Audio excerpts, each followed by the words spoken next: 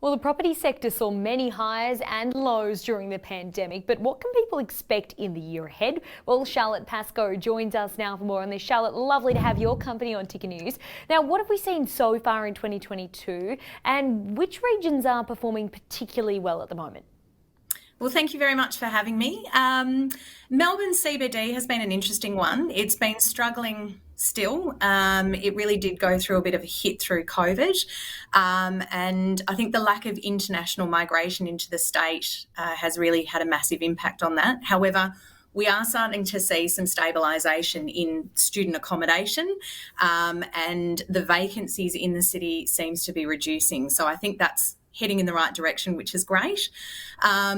Suburban Melbourne is still really strong. The demand's high, even though we've seen a little bit of stabilisation, as I said, it has calmed down a little bit. Regional Melbourne, regional Victoria is still exceptionally strong. And this is across both sales and rentals.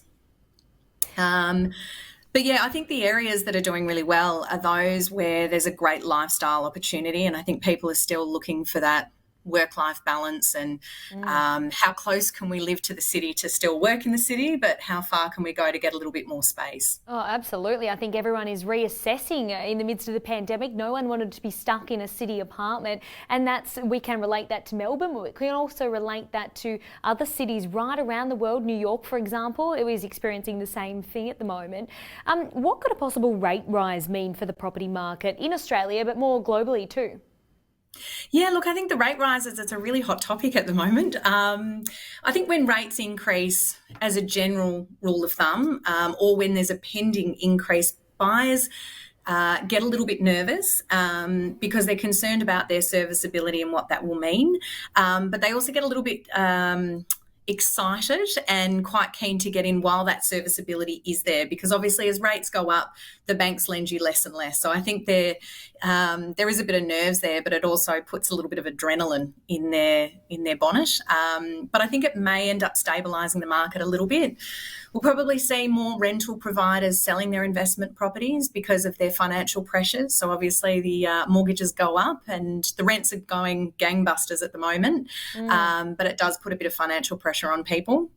And it may end up pushing vendors who have been sitting on the fence with what to do with their property. It may end up moving them to actually bring their property to market. Now, we do have to wrap things up, but I wanted to get your thoughts on this. Yes or no, is now a good time to purchase as an owner or investor? I think it's always a great time to buy, to be honest with you.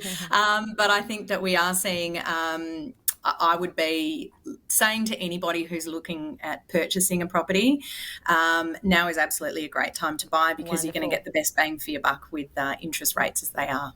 Charlotte Pascoe, thanks for your time. Thank you so much.